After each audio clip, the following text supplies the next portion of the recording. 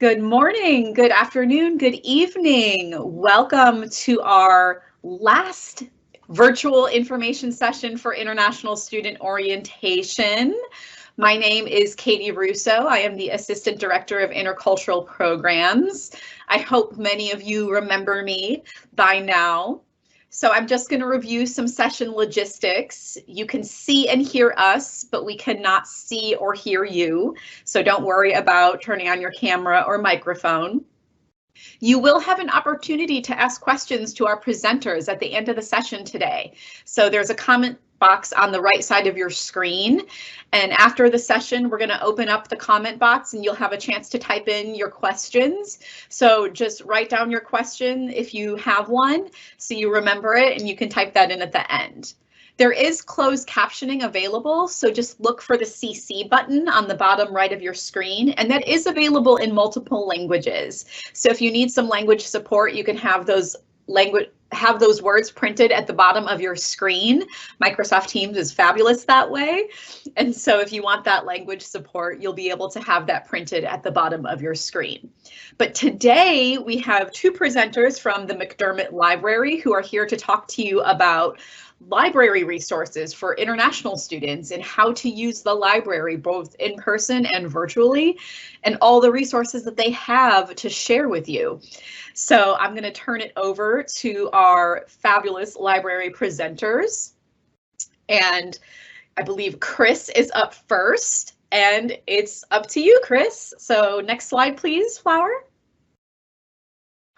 Hello and good morning, good evening, good night, etc. Willkommen, bienvenue. I'm going to go into cabaret in a second. My name is Chris Edwards. I'm the Assistant Head of Information Literacy and Instruction at the McDermott Library, which is a long title, which just basically means I'm here to help you guys learn how the library works. And we're so happy that you're going to be joining us on campus, whether you're in your home country right now or here in Texas. We are looking forward to a great semester. Next slide, please, Flower. So I wanted to start with, oh, I forgot I put animations on this one, so you'll have to click for each line. With kind of discussing the library's role for what we do as part of your educational experience, because it does differ from some countries to the United States. So what we've run into is a difference in expectations. So I figured it's a good idea to put a slide in to talk about what we actually do here. Our main purpose on campus is to provide you access to research publications. That's academic books, that's scholarly journals, peer-reviewed journals, certain data sets when necessary, so that we can help you get through the research part of your class, and supplemental class materials. So if there's assigned readings, we will usually have those, provide you with study spaces, and also give you instructions on how to do all of those things. What we don't generally do, which I find libraries in other countries, I think, are expected to do, is we don't automatically have every textbook. We have a lot of them, but if you are counting on us to be the go-to for all of your textbooks, you would have to check on that book by book. Some of them will have, if we're able to purchase them in a way that fits our collection development, some of them we will not be able to purchase. And that's also the publishers, the book publishers sometimes don't sell to libraries, so it's not always just us. There's a balance. So that's just something I wanted to get that expectation out of the way. We do have a lot of great stuff for you to use. It's just not always going to be the textbooks. Next slide, please, Flower. Looks like I did transitions again. All right, so what do we have? We do have the study spaces, but we have a lot of different formats for you to use your books. We have books and ebooks. So prior to the pandemic, one of my coworkers likes to say in the before times. In the before times, we were buying about 60% ebooks, about 40% books. Anecdotally, that's what it feels like to me. We have now switched to buying almost 100% ebooks in some subjects areas, just because that allows us to provide access to the material wherever you are. If you end up having to work asynchronously or remotely, you'll still have access to millions of books, literally millions of books. There's over 3 million titles in our catalog. So we've got quite a good collection of books and ebooks. We also provide some titles for leisure reading. Those are almost exclusively ebooks.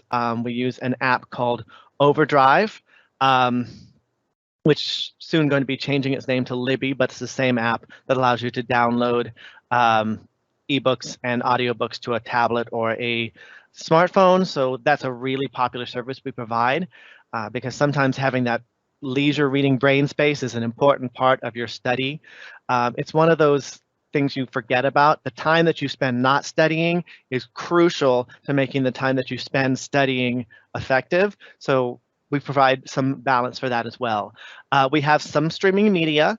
So a lot of the educational films that your professor uses in class, we actually provide streaming access to those when we can afford it. And we have over 300 databases and millions upon millions of journal articles from both peer-reviewed and popular journals. And then we also have movies on films and films on DVD and VHS that you can check out. And yes, we still have some VHS, although that collection is definitely shrinking. Next slide, please, Flower. And to the transitions. Borrowing. So a lot of people will ask us, what can I borrow? How long can I borrow it? So I figured let's put that in here. For undergraduates, you are limited to 50 items at a time. That's total items. So if you check out 3 DVDs and 47 books, that's 50 items. Your default loan is 21 days, unless it's something that has a artificially shorter loan period. Like if it's a reserve book that has a 1 day or a 2-hour checkout period, it doesn't override that one. But generally your items are 21 days. For graduates, you get 150 items at a time, and your loan is for the semester. About that, so basically each semester we set a due date the last week of class, and anything you check out that semester will be due that same date. So it's not a duration, it's a fixed date. About a week before that fixed date comes up, we will move it forward in our system, and then you'll be able to renew to the next semester. The exceptions for that one, things like media, which is DVDs, etc., they check out for 14 days. We also have cameras and calculators, which check out for 7 days. So those things have their own checkout rules. Most things can be renewed.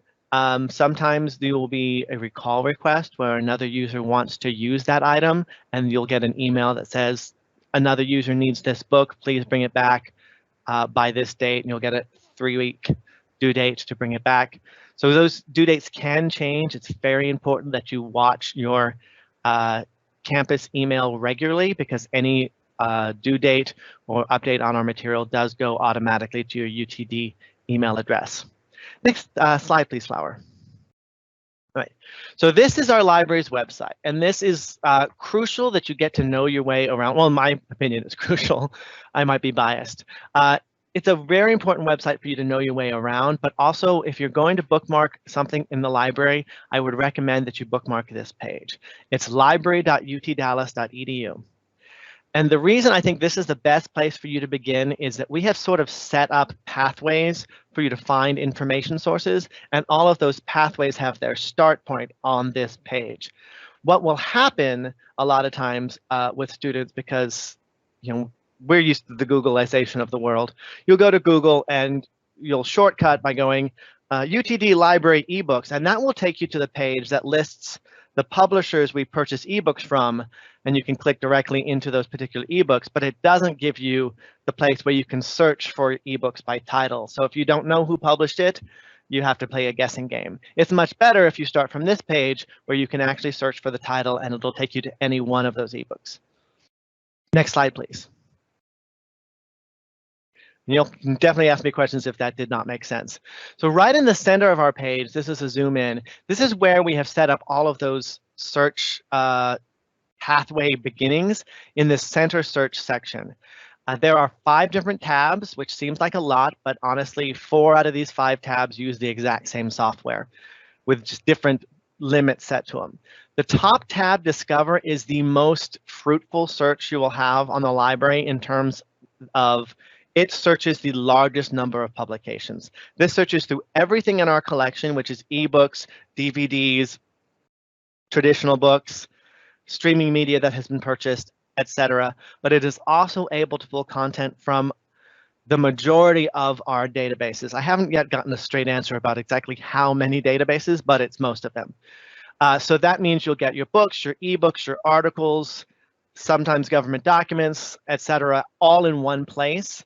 And the more we can homogenize your search experience, we find the easier it is for students to find everything that they're looking for. So this is as close as we can get to an everything search. Some of the databases that we subscribe to don't allow us to pull their data, so they don't participate in Discover, but anybody that will let us, we sort of rolled into this one place. So if you're only going to use one, Discover is a great way to go. There's a basic search, which actually we're looking at it right now. It's a single line search. You can search by author, you can search by title, you can search by keyword, which is just throw in some subject words. As a tip, I generally say the fewer words you search for, the more items you're going to find, which doesn't make as much sense until you think about it. You're actually adding restrictions each time you add a keyword. If you want to see if we have your textbook, the best thing to do is to search for the title and the first author's last name. And if it does not show up, 99% chance that we just don't have that book. And if we do have the book, there's a 99% chance it will show up. Very occasionally, there'll be a syntax error and we can find something that you didn't find, but there is no hidden menu. We have no secrets. We want you to find things. Last thing on this tab before we move on, the log into my account, which you see here, will take you to the catalog software, and you'll see a sign in button. That's where you sign in to see what you have checked out, when it is due, the status on any requests, if you have fines, etc. So that login to my account is your library account. Next slide, please. Okay, apparently I duplicated slides. Can we do the next slide, please? All right, thank you. The library catalog is the next tab. It is the same software, but we've taken out all of those databases, the things we're pulling from other people. So now we're just looking at the books, the ebooks, the DVDs. It'll also tell you the journals we subscribe to, but it's no longer down to the article level. Now it's just looking at, do we subscribe to the Wall Street Journal? Do we subscribe to the Harvard Business Review? Do we subscribe to Advanced Psychology, etc.? Same idea here, basic search or advanced search. The fewer words you put in, the better. This does cover ebooks or print books, so they're both in there. Next slide, please. Trying to move a little faster, but this is the same software again with a different set of limits set on it. This one is only looking for journals or serials. So newspaper, journal title, etc. It will tell you if we subscribe to it. You could do the same search in the library catalog, but this way you're just going to only see the results that are cataloged as journals. And one more slide, please, Flower. Thank you. The fourth tab is databases, and this is where we get into some really cool stuff. So I told you we subscribe to over 300 databases. These are supposed to support every subject that's taught on campus. So none of you is going to use all 300 databases unless you really challenge yourself. The best way, in my opinion, to find databases is to use our subject sort. You see this little select a subject line. That's actually a pull down menu. So you can go into that menu and pick, for example, psychology, and it will show you the databases we recommend that have a lot of content for psychology, literature, history, etc. So all of those subjects is a great way to discover databases you've never used before. If there's a database you really like that you already know about, you would find that one by title. So you see where it says below arranged by title. Those are alphabetical links to all the databases that start with the letter A, all the databases that start with the letter B, etc. So if you know you want to go to Jstor, very popular search, you could just click on J and it would be, trying to think, I think it's the third one under J, because I can only think of two other databases that have journal J in the title. So that will allow you to get into those individual databases to get to a more subject-specific search. Some of them will duplicate what's in Discover. Some of them are not found in Discover. So sometimes you want to play those against each other. And then the last tab on here, I forgot to do a slide for it, but the last tab on here, course reserves, is still using the library catalog software. That allows you to look for things that are designated as of interest to a particular class. So if your professor sets aside a book that he wants everyone to read a particular chapter of, he or she can put it on course reserve, and then you can go in and search by your professor's last name or your course number, and it will show you things that have been set aside for that course. Next slide, please. So just to go back and sort of reiterate again, for entering your search terms, you can enter the search term right from the home page. You can use a subject, a title, or an author name. In my example here, I've actually used graduate degree with quotes, meaning I want that to be one term, and success. And that's a really good example of a search. Go to the next slide, please. Once you've done a search, this is in Discover or the library catalog, you will see on the left-hand side, refine my results. These are ways that you can filter your options. So if I want to see just articles, just books, just journals, I can use the resource type, or I can use availability. One of the most important things under availability is that peer-reviewed journals link. We get asked a lot about how do I find things that are peer-reviewed. That's usually your more scholarly resources. You can just click that link and it will filter them for you. Another interesting one on there, if you end up working remotely, you can use available online as a sort, so you'll only see things that you can access from off campus. Available in library is your sort for things that are on a shelf physical items. Next slide, please. Right. To the right, excuse me, to the right of the search box is where we have sort of our most used links. And we do change these from time to time if we get something new and exciting we want to draw your attention to. For example, the digital collections is a brand new link. That is an archive of material that was created and belongs here at UTD that you can then view online. So we're still setting that up. It's a really cool area. LinkedIn Learning is another very popular link. One that I wanted to highlight for you is interlibrary loan. So in your research, if you find something that you want to read, but we don't subscribe to it, maybe we don't get that journal or we don't own a copy of that book, this is a free service that you can use to get books and articles from other libraries. I say free, it costs us money that comes out of our budget. But it does not cost you any additional money to make a request. So if you want to borrow a book, we call another library, they mail it over, you can pick it up at the library. If you want to read just one particular chapter of a book, we can ask for that to be scanned. We can also do, for graduate students, we can also do some e-delivery of some material within a book. Generally, we can only do about 2 to 3 chapters of a single book just because of copyright, but this is a great way for you to get more material to make sure that there's nothing that you're missing out on. Next slide, please. So there's a lot already that I've told you. I want to kind of start wrapping up with how to get help when you're having trouble with the libraries. On all of our library web pages, there's a little chat button on the right-hand side. It actually slides out if you're on the page for more than, I think, 4 seconds, and then it disappears if you don't say anything. This will connect you to a librarian who is sitting at a desk waiting for your question. So where do I find this journal? Or I can't find the link for, etc. These are great in-the-moment questions you can ask us in chat. Our chat is not 24 hours. It's up until 8 p.m. most nights. And yes, and I was just thinking because you're changing our hours for the fall. So we're up until 8 p.m. most nights. And then on the weekends, we're online from 1 to 5, both Saturdays and Sundays.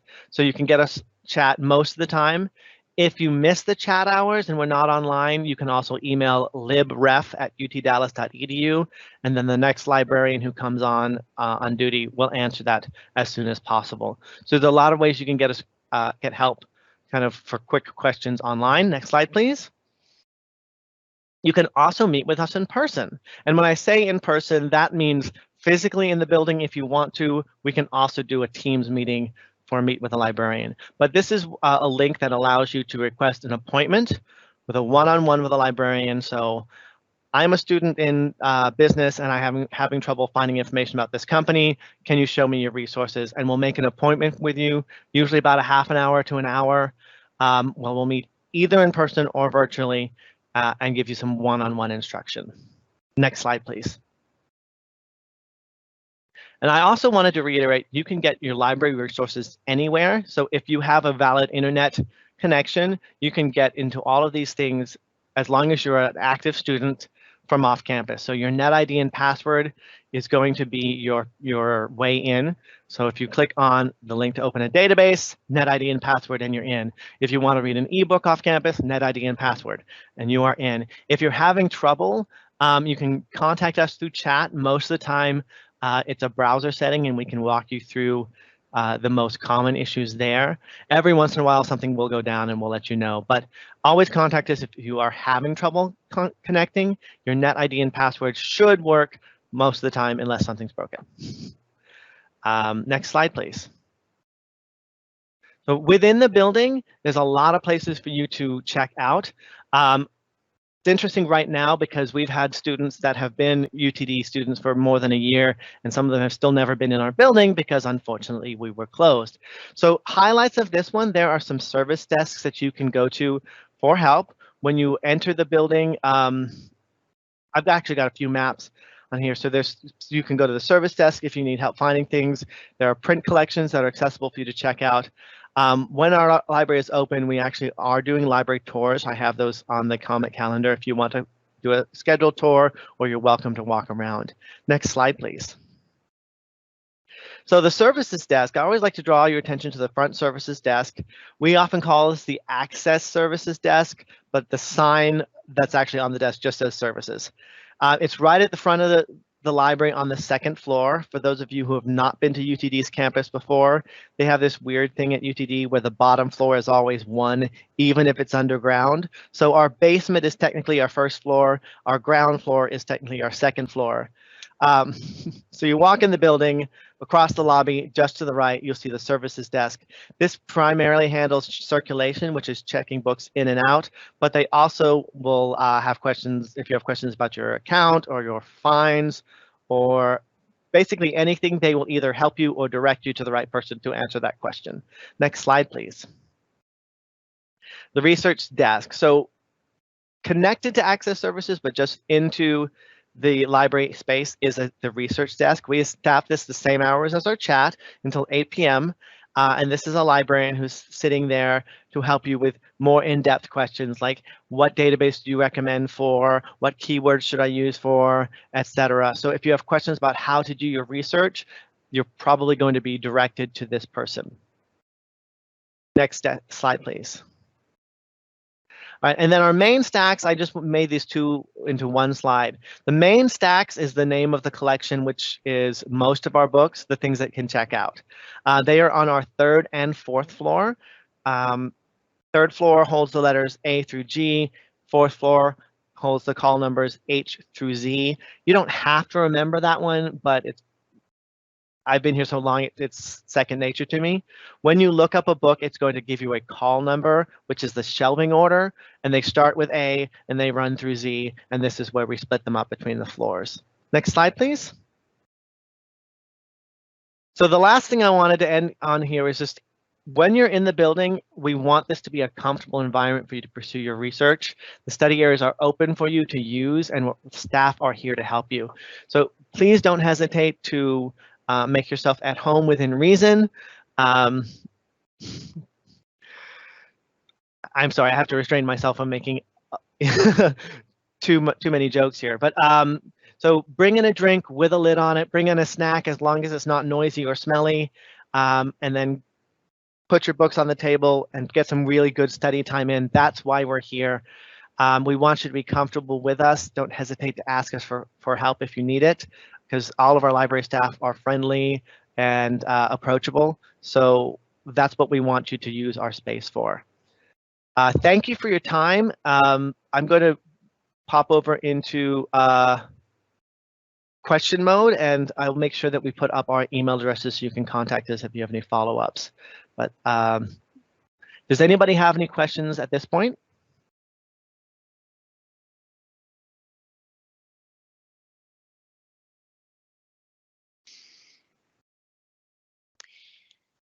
Yes. Thank you, Chris. I think I'm going to jump in to help moderate the chat section. Hello, everyone. I should introduce myself. My name is Tamara West. I am a program coordinator in the Intercultural Programs Office. So we are going to go ahead and open the Q&A. So the Q&A section of this live session is now open. So you can post your questions in the Q&A. If you are wanting to know where to find it, at the very top over towards the right hand side, there are some like chat bubbles, and one of them have a question mark in there. So if you click on that, that is where you would go to post your questions. Please know that when you do post the question, we will see it first on our end, and then we will read it out to our guest presenters, and they will respond to it, and then we will publish it. So if you post your question and you don't see it automatically published, please know that we see it on our end. It just is a process to publish it. But please go ahead and post your questions in. I'm sure a lot of you, for some of you, maybe the library system in a different country can be a different thing for you. I know I'm originally from Jamaica, and of course, you know, we have libraries there, but sometimes going to a new place, they have different products, they have different services, they have different resources. And so you have to get the information to find out everything that is there to know what you can make use of, right? And how we can help further our academic journey. So don't hesitate to ask questions. These are the people that you want to ask your questions to.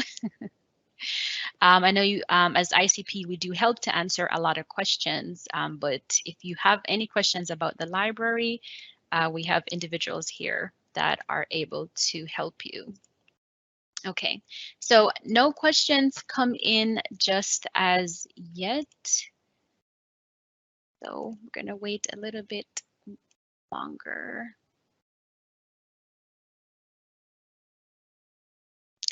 Okay.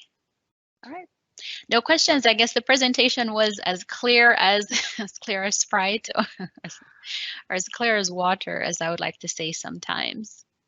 Okay. So I do have a question though. I noticed in the presentation it was mentioned that there is a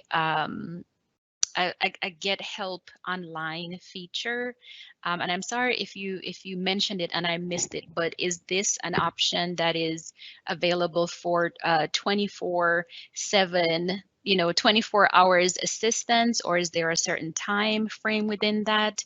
Because some students I know might be here physically, you know, in the United States, and some students might actually be studying with us virtually, and so they might be in different time zones. So for that getting help online feature, is that specifically within a certain amount of hours, or how does that work?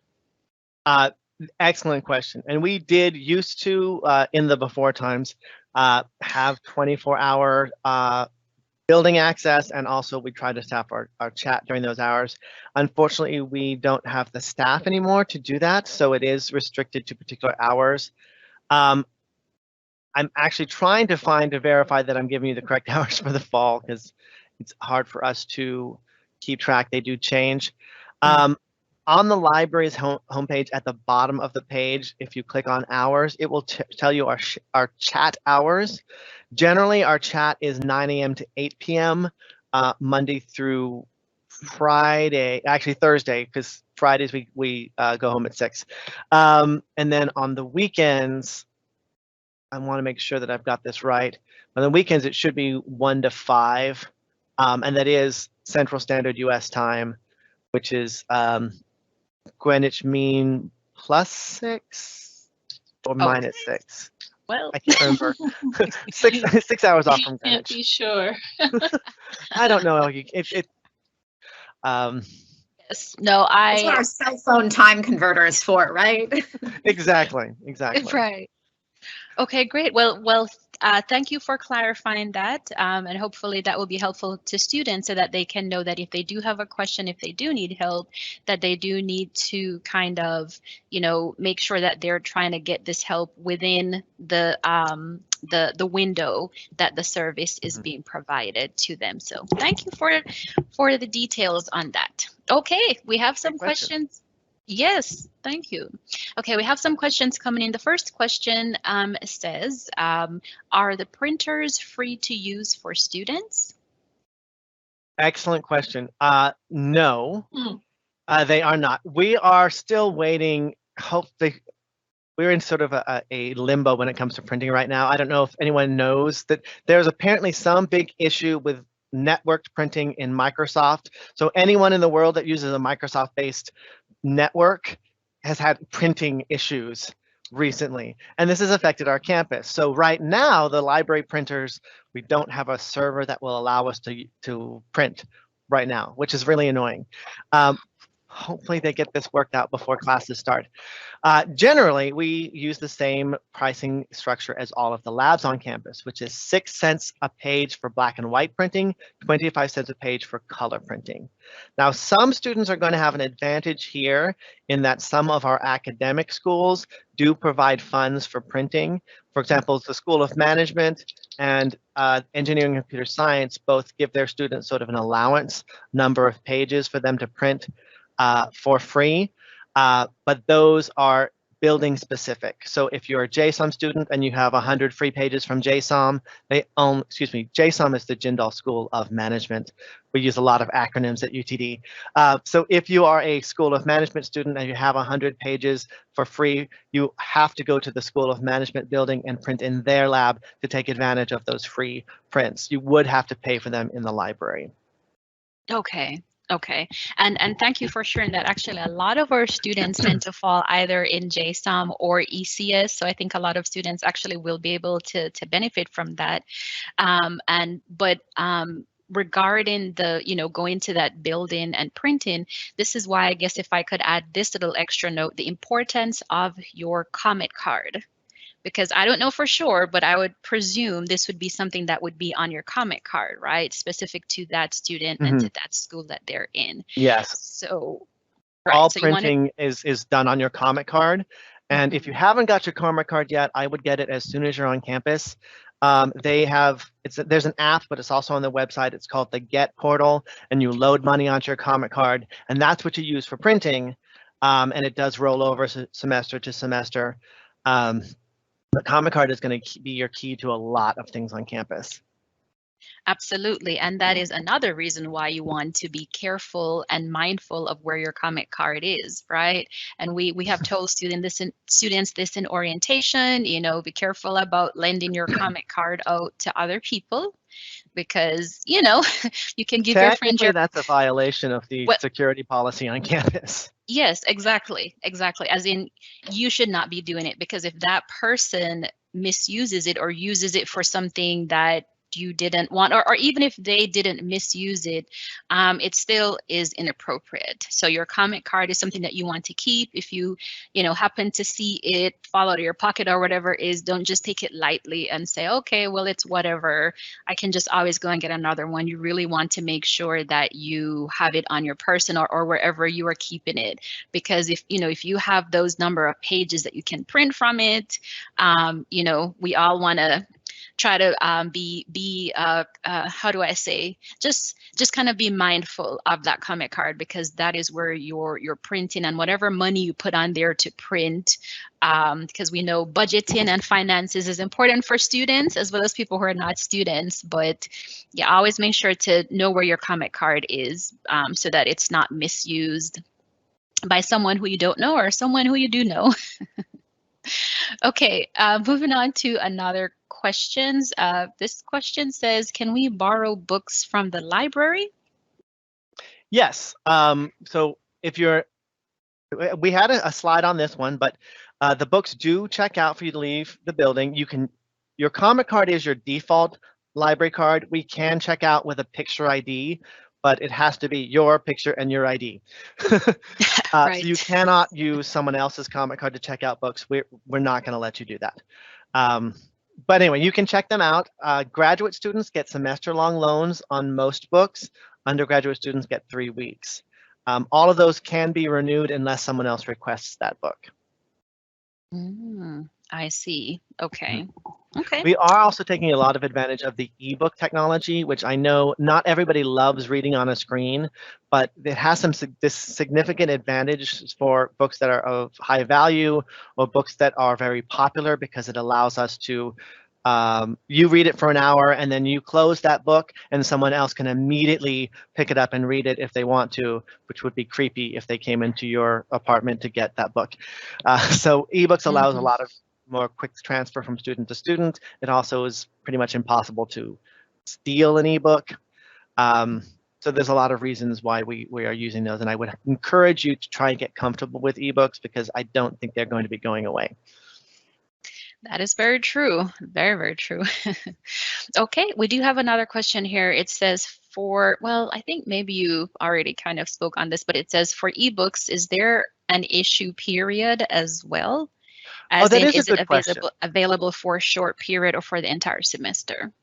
That's a good question, and it depends. So depending who we bought them from, some of the ebook providers will let you download a temporary copy, which is usually either 3 days or 14 days, and then the file will basically self-delete. Some of them are one user at a time. Some of them are unlimited simultaneous users. It really just depends what the publisher allows us to do. Right. So it's a case-by-case basis, but for most of them, you can access them 24/7, any 365, all year round, as long as you're an active student, unless someone, like, for example, if it's a one-user book, if someone is currently right now sitting in their room reading that book, it is in use. But as soon as they close it, it's not in use anymore, so then you can open it. Really? It's that specific? Well, yeah. It depends on the book. So for things like textbooks, if we're able to buy them, we always try to get the unlimited copy so that we can have as many students as need to use it at the same time. But sometimes it costs 7 times as much to buy that book as an unlimited book. So yeah, or sometimes it's just not available that way. It depends is the short answer. Right. Absolutely, because it all depends on, whatever is negotiated, all of those book contracts, I am sure. Yes. Okay. Interesting. All right. Let's see if we do have any new questions. I don't see any new questions as yet. Okay, well, so I am curious about this, and maybe, well, I know, the situation is kind of evolving regarding COVID, etc. But I know in the library there were study rooms. I'm not sure if that's the official term for them, but there were these spaces that individuals could, use for a certain amount of time to study and, quiet study. So are those spaces still available? I was afraid you were going to ask me that. Oh, no. No, it's fine. They are currently not available. We are watching the situation, and it seems it may not be like immediately apparent until you run a building. But the problem with having checkout rooms like that is you can check out the study room, and then I don't have the staff to go and clean it before somebody else checks out the study room. So there's a safety issue there. We don't want it to become a problem with that. So until we get the nod from upper management, those will remain unavailable. But hopefully, once we ride out the Delta variant and the Lambda variant, we will be able to make those available at some point before you all graduate. But right now, no. Sorry. Yeah. No, it's understandable. We're still in a pandemic, so we haven't, we're not post anything. So no, we I think are definitely in it. Yeah, hopefully all of us, staff, students alike, understand that we're still going through it. So, but thank you for that. Something else on that, just because I know that this is a hardship for some students, especially some of our international students tend to live, 5, 6 people sharing an apartment, and it can be hard to carve out study space that feels alone. I think, getting a little out of my bubble here, but it's a good thing to have a conversation with your roommates and see if you can work out a study time, like in this apartment we study from this hour to this hour, or a study space for yourself. Try and make yourself a mental space, even if you can't have a physical space like you would want. That is such a great tip. That's a great tip, Chris. Yeah, you're awesome. That's such great advice because, and hopefully people will cooperate and, not be too difficult about it. But I think that's a great suggestion because sometimes we can't physically get out of the space that we would like to be someplace else. But having everybody agree and say, okay, these are, whatever the days are, even if you can't agree on all the days, but find some kind of compromise and say Monday, Wednesdays, Fridays, or whatever. These are study times. These are quiet times. So yeah, great tip. Great tip. Okay, so someone posted this, and I would like. Okay, Matt. This was posted by Matt Makauka. He's one of our librarians. Okay, great. Okay, so I'm just going to read aloud what he posted. So he put a tip in there about ebooks. He said the thing to remember about ebooks, if they are temporary checkout, that you never accrue fines on them. So he said that's a big plus. Right, because even if you keep them past their expiration date, they just literally expire and return themselves. Wow. Sounds like magic to me. I'm sure there's technology involved, but for me, it's magic. Okay, so we do have another question. This is a pretty good question, I think. It says, can I borrow books before classes start? I don't think so. So in most cases, we get a data feed of which students are actively enrolled, and you don't become an active student if you're a first-time enrollee until the first day of class. If you're a continuing student, like you took classes in the spring and you're coming back in the fall, then yes, you do bridge across as long as you're enrolled and registered for the fall. But if you're a brand new student, I think it's going to start day one. Okay, so when you say day one, you mean the first day of classes? The first day of class. Whenever the data feed that we get from the registrar marks you as an active student. Okay. And I can verify that one if you want to, like, individually check with us and have us look you up and see if you're marked as active. But it's my understanding that you become active on that first day of your first semester. Right. And a lot of students, I'm not sure if this is what is recommended by professors or by the library, but I know a lot of students typically tend to kind of wait for classes to start because they want to hear from the instructor as to say, yes, for sure, I will be using this book. And so a lot of students do kind of wait because they don't like to purchase the books ahead of time if they feel like they don't necessarily need to, even though it's might be on the syllabus. But they wait to hear those words from the instructor's lips that, yes, you must get this book. So. Right. So different people are going to have different preferences here. My personal suggestion, if I were a student, I would go ahead and get my syllabus and find out what those required books are, and then at least go into our catalog, because you don't have to be active to look them up, and see if we have them. And if we have them as ebooks especially, because ebooks, you might have to wait an hour until somebody finishes reading it, but you will be able to access it consistently throughout the semester. If we have them in print, it's a little more dicey, because here's what will happen is the fastest student will check it out day one, and then immediately someone else will request it back.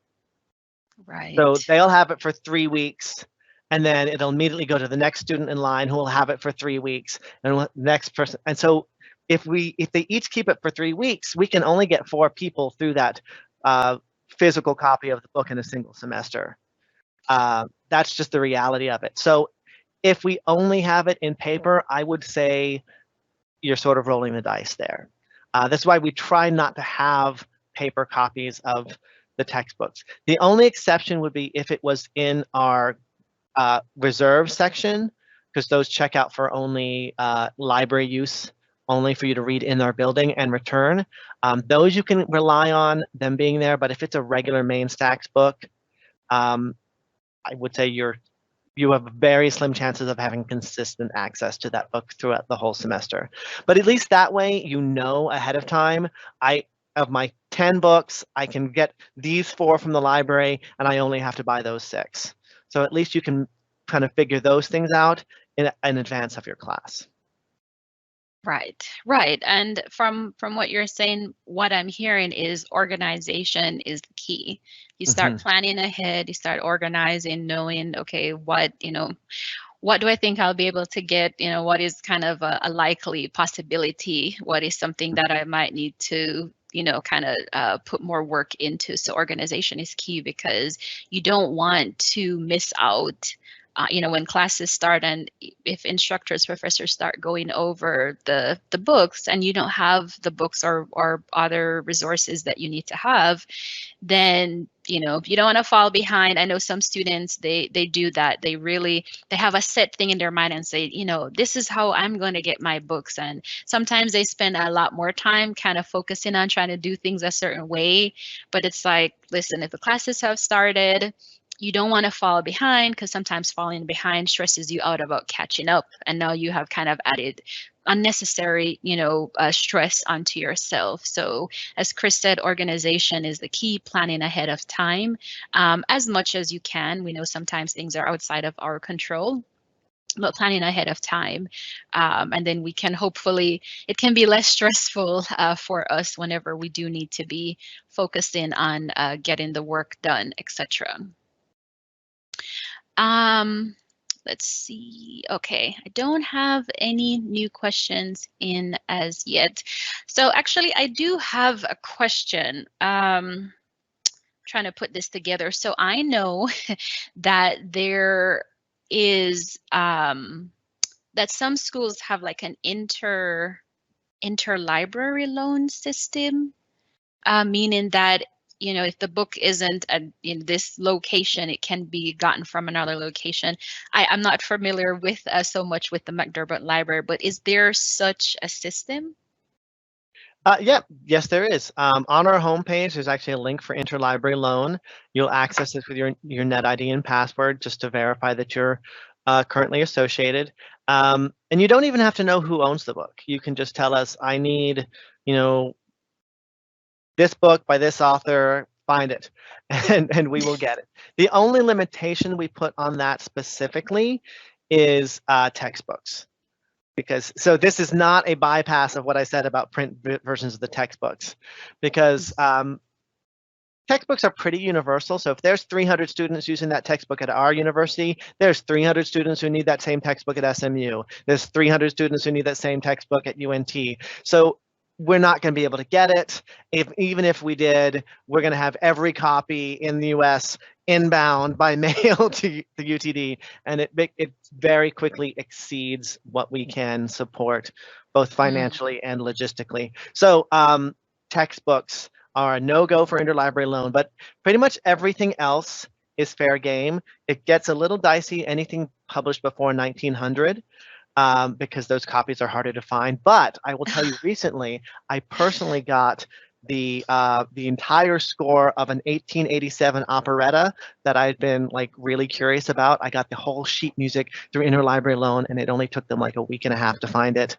Really? So I had this 130-year-old book that they let me read. It was the best thing ever.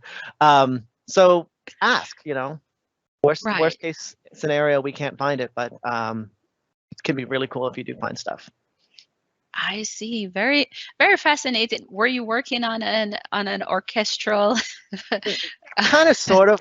My undergraduate degree is in theater, and I was really interested in this particular actor who co-wrote and directed this musical. It was it's called The Corsair, and it was on Broadway in 1887. It was a Byronical operatic burlesque is what it was called.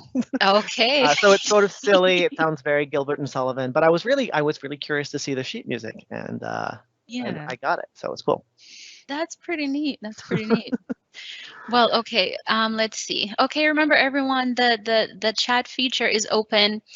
Maybe I will ask this question because I would say for me, and sometimes people don't know what to ask. That's, sometimes I've realized that as an international person, you don't know what you don't know. See, you don't know what to ask about. But you did mention Jstor earlier, and I know Mhm. Jstor is it's a global system. But can you just tell us a little bit more about what JSTOR is and kind of some of the features that it has? Because I think I use JSTOR, well, it's probably been 4 or 5 years, if not even more. And I remember that there were some pretty cool features. There were some kind of translation options in there, I think. Seeing that we do have quite a bit of international students, Mhm. and we might have people that need to access research or might choose to access, whether international or not, that might choose to access research that is, not published in English or wasn't carried out in English. So can you tell us what is JSTOR and kind of like, how does it work? Okay, so there's a few different questions in there. So Okay. JSTOR is one of our databases, and we do, like I said, we subscribe to 370 odd databases. So JSTOR is an excellent one, but it's by far not the only one. Okay. JSTOR is a huge database. It's great for all the social sciences, arts, and humanities, has a great amount of content. The only caveat, and I feel like every librarian in the world has the same disclaimer when it comes to JSTOR, is that they have sort of a rolling archive. Like they don't have current access to a lot of publications. Most of the time, there's a rolling 4-year gap. Oh, Um, wow. for a lot Okay. of publications. So for some of you, JSTOR might not be the best solution for that one. But if it is the right solution for you, like if you're a history or a literature student or a social science, or so you're looking to something that 4 years is not going to be a significant issue, the content is amazing. Like they cover so many journals in such great detail. I have not looked at their translation issue, but they do cover other languages. In fact, most of our databases include other languages. Now, they are biased towards English. That Mhm. most of the stuff is written in English, and call it, cultural colonialism, whatever. We've managed to get most of the world to publish in their own language and English. So we're sort of spoiled that way, in that we don't have to get things translated as much. But Yes. within all of those databases, you will have a filter that allows you to switch to only show me the articles that are written in Chinese, or only show me the articles that are in Spanish, Russian, etc. And that includes our library catalog. So if you want to see the books that we have that are in Japanese, Chinese, Danish, etc., those filters are available. It's going to be a smaller amount of content, but as more things become digitally available, it is growing. And we are working on trying to support in other languages. So there's two answers to your question. No, no. Thank you for explaining that because I know, because I know when I first encountered JSTOR when I studied here, I was like, wow, this is really awesome. So I just thought when you had mentioned it, I said, let me just kind of get him to talk about it a little bit because maybe some people, well, a lot of international students are graduate students, and so maybe they have encountered JSTOR or any other kind of database. I know, in my Yeah. time I was also EBSCO host. Yes, we have 116 products that come from EBSCO. Oh, That's wow. a ton of databases that are EBSCO based. But yeah, JSTOR and EBSCO are probably the two that most people are familiar with, which is why they tend to be favorites. But there's even more. Yeah. Oh, yeah. Absolutely. So, whatever you're trying to find, you should be able to find it someplace, if it's not in either of those two databases, because they're pretty large. So. I do want to pick up on something else that was in your question, which is you said students don't know what they don't know, or they don't know how to ask their question. I would encourage those students to ask anyway, but ask as close to what you want to find as possible. Be prepared to have a conversation about what you want before we find it, because sometimes we get the question and we answer that question, or our instinct is to say, oh yeah, they're over there. But that wasn't really the question. So famous example is, where are the books about history? And a rookie librarian would say, oh, they're on the 3rd floor in the D section. But what the student really wants is, how do I learn about social conventions during Renaissance Spain? And like, that's a much smaller section of that 3rd floor. And I can give you a much better answer if you say, where can I find stuff about Renaissance in Spain versus history? Okay. Yeah, that is true, because you know, when it's kind of like searching on Google, right? You can, like, the keywords of what you need are important. So if you type in something that's very, all encompassing, or could just include so many different fields and subfields under that. But if you have a more specific thing of what you're looking for, then yeah, that can help the staff be able to better assist you. Yeah, there's this whole class in library school about helping students. And the thing is that people don't want to bother the librarian, so they will ask a question that they think we can answer easily, so that they don't take up too much of our time, and it ends up being not the right answer. So you're not going to waste our time. Tell us what you're looking for, and we will find it or help you clarify what you need, and we can give you the better service if you actually ask us what you want. Right, exactly, because that is what the library staff is there to do. They're there to help you, and we know how precious your time is, and how precious accessing those books are. Especially if it's a book you're trying to get before somebody else, and maybe whatever it is. So so yeah, the more information, then the better they'll be able to assist you. So. And if you can start conversations with your librarians, like when the paper is assigned versus the night before it's due, we can have a much more fruitful interaction. Let us be a partner rather than a fix-it mechanic. Right, exactly. Very good tip. Because it's very rare that some students do assignments the night before, right? Yeah, nobody leaves things to the last minute. No, it doesn't happen. And once again, we spoke about stress earlier. It is, with everything we have going on in this world, it has been a stressful time for some of us. I'll just speak for myself. So the less stress that we can put on ourselves is if we can plan ahead and we can organize, and not freak out. And then if you're stressing out about your assignment, you might be stressing out other people around you, and then you rush to the library in a stress.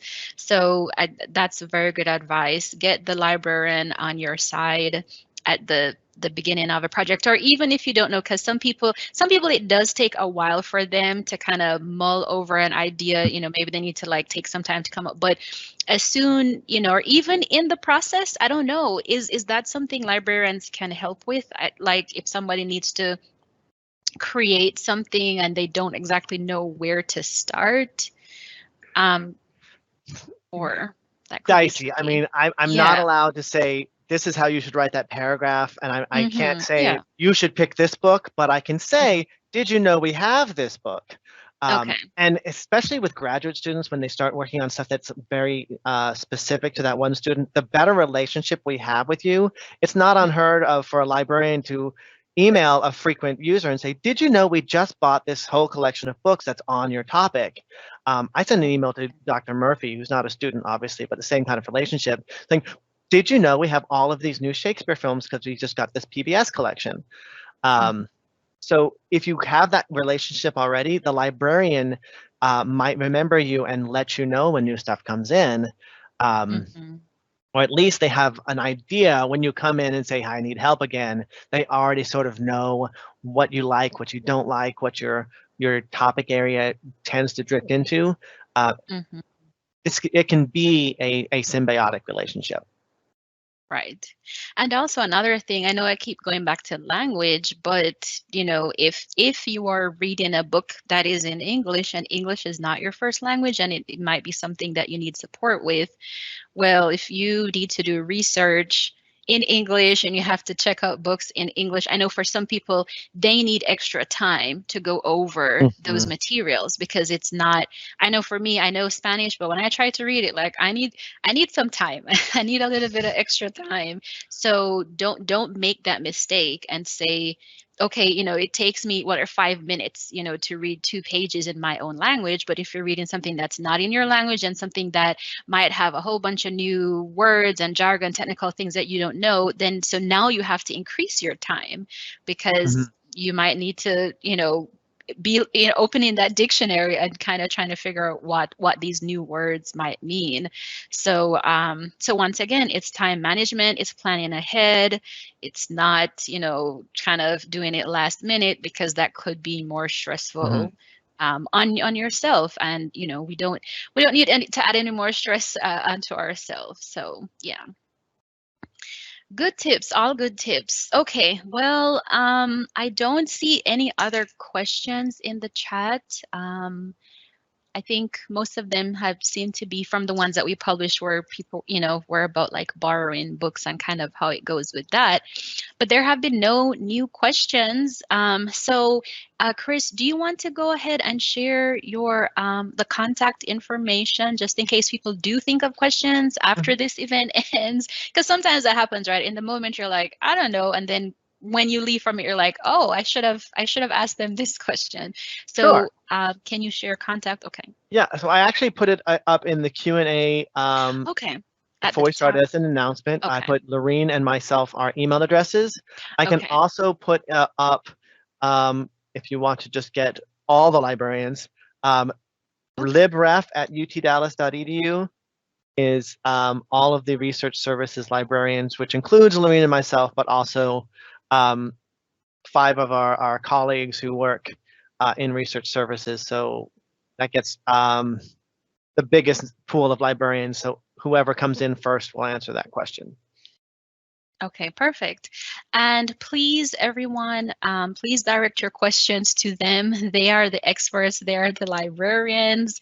I know a lot of our students, they love to hear, directly from experts, and they love to hear directly from people who are involved in things. So this would be the staff that you need to contact if you weren't able to think of any questions right now. But if you do think of any before classes start or even after classes start, go ahead and reach out to them, and they'll be happy to assist you with your query. Okay, well, I guess we are going to go ahead and wrap up this session for today. We'd like to go ahead and Katie, would you like to wrap it up, or should I? Okay, Kate is giving me the thumbs up for those of you who can't see. So we'd like to thank our special guest presenters, staff members from the McDermott Library. Thank you so much for taking out your time, Lorene, Christopher, and also Matt, for sharing this very helpful resource that I know students are going to need very much. Every student needs the library and their resources. So once again, if you do have questions, please reach out to them directly and they'll be happy to help you. So until we arrive on campus, for those of you who are still making your way here or wherever you might be if you're studying virtually, please continue to stay safe and take care. We'll see you next time. Goodbye, everyone.